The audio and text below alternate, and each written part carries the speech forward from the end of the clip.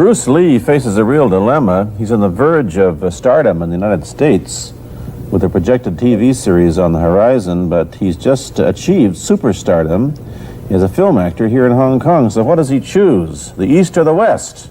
It's the kind of problem most budding movie actors would welcome. It's the Pierre Berton Show, the program that comes to you from the major capitals of the world. This edition comes to you from Hong Kong. And Pierre's guest is the man who taught karate, judo, and Chinese boxing to James Garner, Steve McQueen, Lee Marvin, and James Coburn.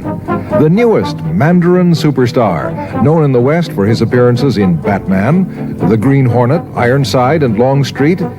His name is Bruce Lee, and he doesn't even speak Mandarin. And here's Pierre. Well, how can you play in Mandarin movies if you don't even speak Mandarin? How do you do that? Well, first of all, I speak only Cantonese. Yeah. So, I mean, there is quite a difference as far as pronunciation and things like that go. So somebody else's voice is used, right? Definitely, definitely. You just make the words. Doesn't that sound strange when you go to the movies, especially in Hong Kong, in your own town, and you see yourself with somebody else's voice? Well, not really, you see, because most of the Mandarin pictures done here are dubbed anyway. They're dubbed anyway? Anyway, I mean, disregard. I mean, they shoot without sound. So it doesn't, make any difference. Your lips never quite make the right words, do they? Well, that's where the difficulty lies, you see. I mean, in order to, because the Cantonese have a different way of saying things, different from the Mandarin. Yeah. So I have to find like something similar to that and keep a kind of a feeling going behind that. Something that matching the Mandarin deal. Like the Does old it silent sound complicated? days. Like the old silent days. But I gather in the movies made here, the dialogue is pretty stilted anyway. Yeah, I agree with you. I mean, see, to me, a motion picture is motion. Yeah. I mean, you got to keep the dialogue down to the minimum. Did you look at many Mandarin movies before you started playing in the first one? Yes. What did you think of them when you saw them? Quality-wise, I mean, I have to admit that it's not quite up to the standard. However, it is growing, and it is getting higher and higher and going toward that standard, than what I would term quality. They say the secret of your success in that movie, The Big Boss, which was such a success here and rocketed you to stardom in Asia, was that you did your own fighting. As an expert in the various martial arts in China, what did you think of the fighting that you saw in the movies that you studied before you became a star? Well, I mean, definitely in the beginning, I had no intention or whatsoever that what I was practicing and what I'm still practicing now would lead to this to begin with.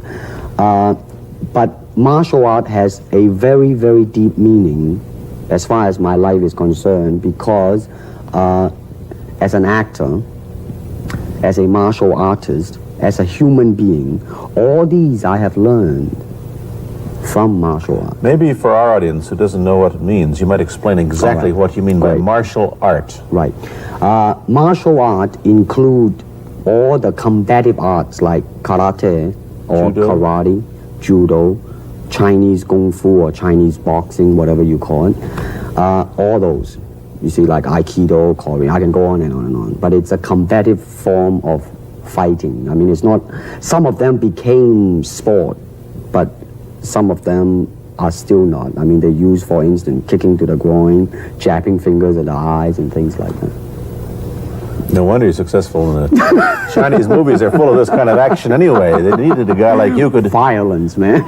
So you didn't have to use a double when you moved into the motion picture world here. You did it all yourself. Right.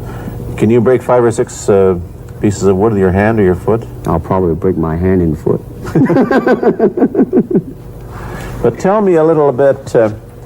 you set up a school in Hollywood, didn't you, for people like James Garner and Steve McQueen and the others? Yes. Why would they want to learn Chinese martial art? Because of a movie role? Not really. I mean, most of them, you see, to me, at least the way that when I teach it, all type of knowledge ultimately means self-knowledge. So therefore, they are coming in to, and ask me to teach them not so much of how to defend themselves or how to do somebody in, Rather, they want to learn to express themselves through some movement, be it anger, be it determination, or whatsoever. So in other words, what I'm saying, therefore, is that he is paying me to show him in combative form the art of expressing the human body. Which is acting, in a sense, isn't it? Well, Or it would be useful, too, for an actor to have. it's, I mean, it might sound too philosophical, but it's acting or acting unacting, if you... You've lost me. I have, right? So what I'm saying, actually, you see, I mean, it's a combination of both. I mean, here it is the natural instinct, and here is control. You are to combine the two in harmony. Not, if you have one to the extreme, you will be very unscientific. If you have another to the extreme, you become all of a sudden a mechanical man, no longer a human being. So it is a successful combination of both. So therefore, it is not only, so therefore it's not pure naturalness or unnaturalness. The ideal is unnatural naturalness or natural unnaturalness. Yin yang, eh? Right, man, that's it. One of your students, James Coburn, played in a movie called Iron Man Flint, in which he used karate. Is that what he learned from you?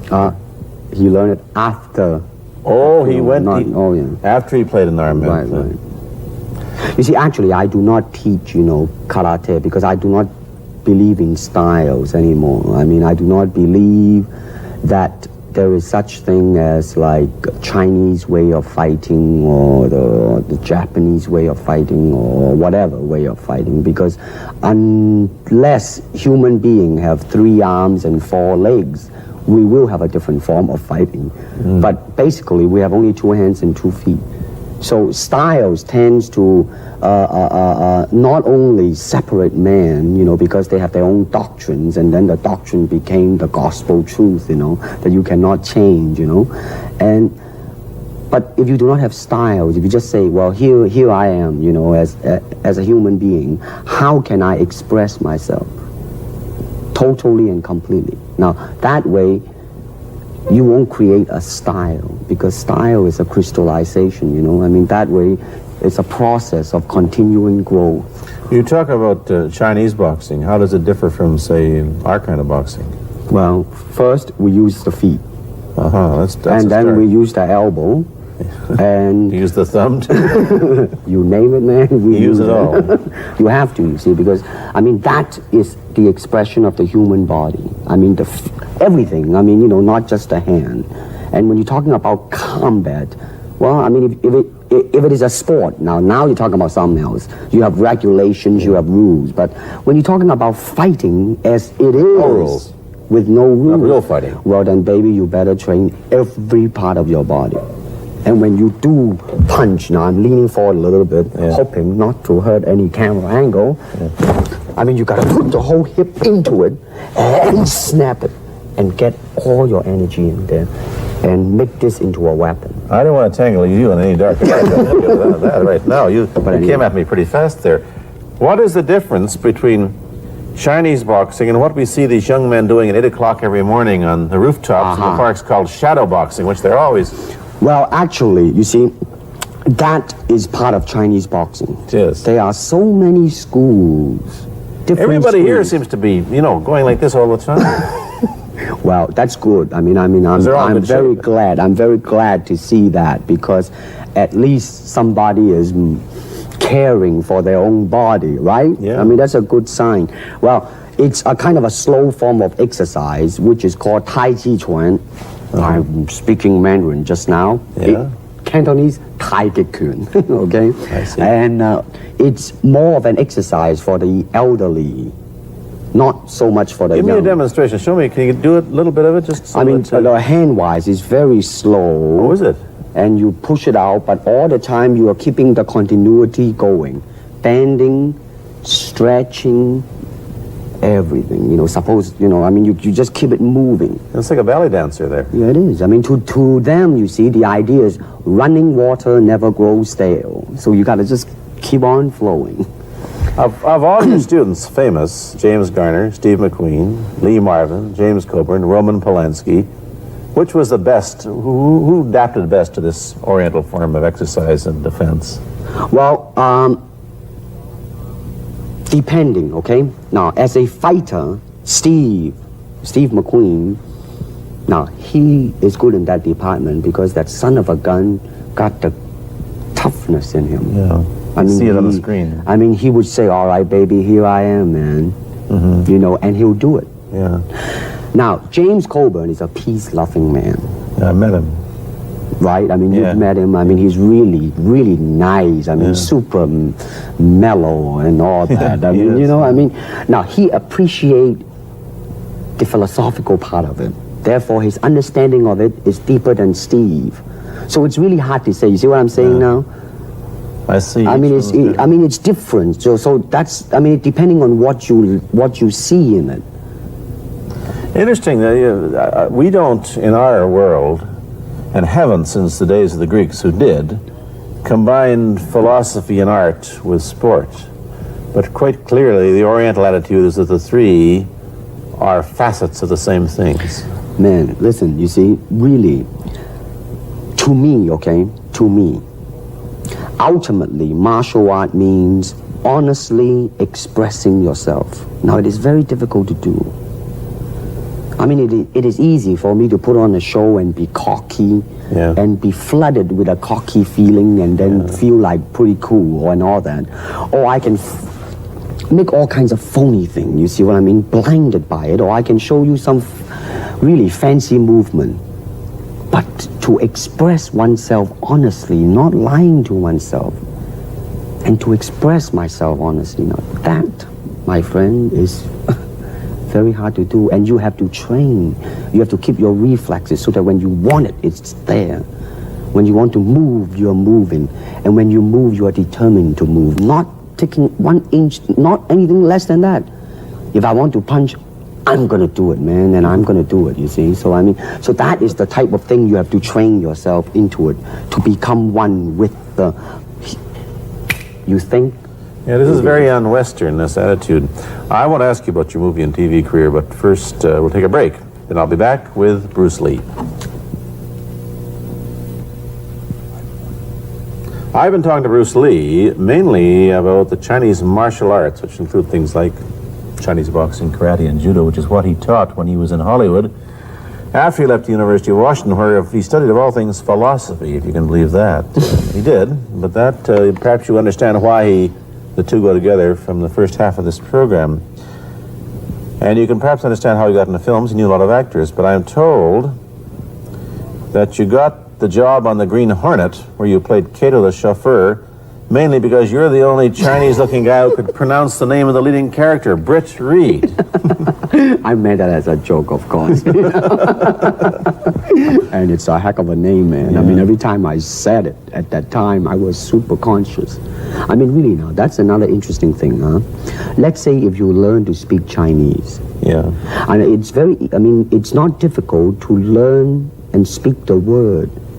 The hard thing, the difficult thing, it's behind what is the meaning, what brought on the expression and feelings behind those words. Like when I first arrived in the United States, and I look at a Caucasian, and I really would not know whether he was putting me on, or is he really angry, because we have different way of reacting to it. See, those are the difficult things, you see. It's almost as if you came upon a strange race where a smile didn't mean what it does to us. In fact, a smile doesn't always mean the same, does it? Of course not. Yeah, I just thought of that. Tell me about the big break when you played in Longstreet. I must tell the audience that that's it. Bruce Lee had a bit part or a supporting role in the Longstreet series, and this had an enormous effect on the audience. What was it? Well, you see, the title of that particular episode of Longstreet is called The Way of the Intercepting Fist. Now, I think the successful ingredient in it was because I was being Bruce Lee. Yourself. Myself, right. And did that part, just express myself, like I say, honestly express myself at that time. And because of that, I brought favorable mentioning in like New York Times, which says like the Chinaman who incidentally came off quite convincingly enough to earn himself a television series, and so on and so on and so forth. Can you remember the lines by Sterling Siliphant, the key lines? He's one of my students, you know that? Was he too? Yes. You've had everybody as your student. But you read, there were some lines that expressed your philosophy. I don't know if you remember them or not. Oh, I remember that. Let's hear. This is what it is, okay? You're talking to Longstreet, played by James Francesca. I said, empty your mind. Be formless, shapeless, like water. Now you put water into a cup, it becomes the cup. You put water into a bottle, it becomes the bottle. You put it in a teapot, it becomes the teapot. Now water can flow, or it can crash. Be water, my friend. Like that, you see? Oh, I see. I get the idea. I get the power behind it. So, now, two things have happened. First, there's a pretty good chance that you'll get a TV series in the States called The Warriors, in which you use what? The martial arts in a Western setting? That was the original idea. Now, Yeah. Paramount, I did Longstreet for Paramount, and Paramount wants me to be in a television series. On the other hand, Warner Brother wants me to be in another one, but both of them, I think, they want me to be in a modernized type of a thing. And they think that Western idea is out. Whereas You want to do the Western, eh? I want, because you see, I mean, how else can you justify all these punching and kicking and violence except in the period of the West? I mean, in nowadays, I mean, you don't go around on the street kicking people or punching people. Because if you do, that's it. I mean, I don't care how good you are, But this is true also of the Chinese dramas, which are mainly costume dramas. And they're all full of blood and gore over here. Oh, you mean here? Yeah. Well, unfortunately, you see, I hope that the picture I am in would either explain why the violence was done, whether right or wrong or whatnot. But unfortunately, pictures, most of them here, are done mainly just for the sake of violence. You know what I mean? Like, fighting for 30 minutes, get stabbed 50 times. Well, I'm fascinated. Let me give you your microphone back. I'm fascinated that you came back. I am a martial artist. You came back to Hong Kong on the verge of success in Hollywood and full of it. And suddenly, on the strength of one picture, you become a superstar. Everybody knows you. You have to change your phone number. You get mobbed in the streets. Now, what are you going to do? Are you going to be able to live in both worlds? Are you going to be a superstar here, or one in the States, or both? Well, let me say this. First of all, the word superstar really turned me off, and I'll tell you why. Because the word star, man, it's an illusion. It's something what the public calls you. You should look upon oneself as an actor, man. I mean, you would be very pleased if somebody say, hey, man, you are a super actor. It is much better than, superstar. Yeah, therefore, you've got to admit that you are a superstar. You're not going to, if you're going to give me the truth. I'm honestly saying this, okay? Yes, I have been very successful. Yeah. Okay? But I think the word star I do not look upon myself as a star. I really don't. I mean, believe me, man, when I say it. I mean, I'm not saying it because what are you going to do? Let's get back to the question. Okay. Are you going to stay in Hong Kong and be famous? Or are you going to go to the United States and be famous? Or are you going to try and eat your cake and have it too? I am going to do both because, you see, I have already made up my mind that in the United States, I think something about the Oriental, the true Oriental should be shown. Hollywood sure as heck hasn't. You better believe it, man. I mean, it's always that pigtail and bouncing around, chop, with the eyes slant and all that. And I think that's very, very out of Is it true that you were the first job you had was being cast as Charlie Chan's number one boy? Yeah, number one son, yeah.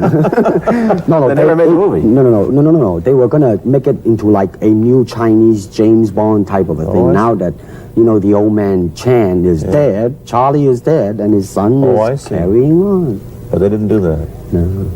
Batman came along, you see, because and then everything was started to be going into that, that kind of which you were in. But By the way, I did a really terrible job in that, I have to say. Really? You didn't like yourself? I didn't see it. Let me ask you, however, about the problems that you face as a Chinese hero in an American series. Have people come up in the industry and said, well, we don't know how the audience are going to take a non-American?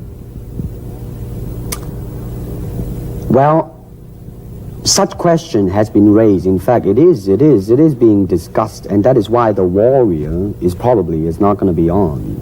I see. You see, because unfortunately, such thing does exist in this world. You see, like, I don't know, certain part of the country, right, where like they think that business-wise it's a risk.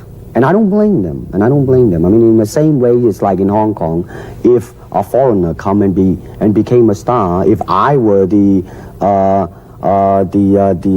man with the money, I probably would have my own worry of whether or not the acceptance would be there. But that's all right, because if you honestly express yourself, it doesn't matter. See? Because are you? How about the other side of the coin? Is it possible that you are? I mean, you're fairly hip and fairly Americanized. Are you too Western for Oriental audiences, do you think? Oh man, like how? I have been criticized for that. You have, eh? Oh yes, definitely. So. Well, let me say this. When I do the Chinese film, I'll try my best not to be as American as I, have been adjusted to for the last 12 years in the States. But when I go back to the States, it seems to be the other way around. You know what I mean? You're too exotic, eh? Yeah, man. I mean, they're trying to get me to do too many things that are really for the sake of being exotic. You understand what I'm trying to say? Oh, sure. So it's really, I mean, it's when you live in both worlds, it brings us problems as well as advantages, and you've got both. Time to go to a commercial. I'll be back in a moment with Bruce Lee. Let me ask you whether the change in attitude on the part of the Nixon administration towards China has helped your chances of starring in an American TV series. Well, first of all, this happened before that. Yeah. But I do think that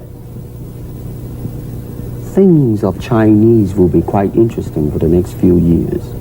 I mean, not that I'm politically, inclining toward anything. No, I understand that. I'm just wondering. But I mean, once the opening of China, that it will bring more understanding. Yeah. More things that are, different, and maybe in the contrast of comparison, some new thing might grow. So therefore, I mean, it's a very rich period to be in. I mean, like if I were born, let's say, 40 years ago. Yeah. If I have a thought in my mind, I said, boy, I'm gonna star in a movie or star in a television series in America. Well, that might be a vague dream, but I think right now, maybe, man. You still think of yourself Chinese, or do you ever think of yourself as North American? You know what I want to think of myself? As a human being. Because, I mean, I don't want to sound like, as Confucius say, but under the sky, under the heaven, man, there is but one family. It just so happened, man, that people are different. Okay, we got to go. Thank you, Bruce Lee, for coming here. Thank you for Pierre. watching. Thank you. You've been watching Bruce Lee on The Pierre Berton Show, a half-hour program of conversation, opinion, and debate. This is Bernard Cowan speaking.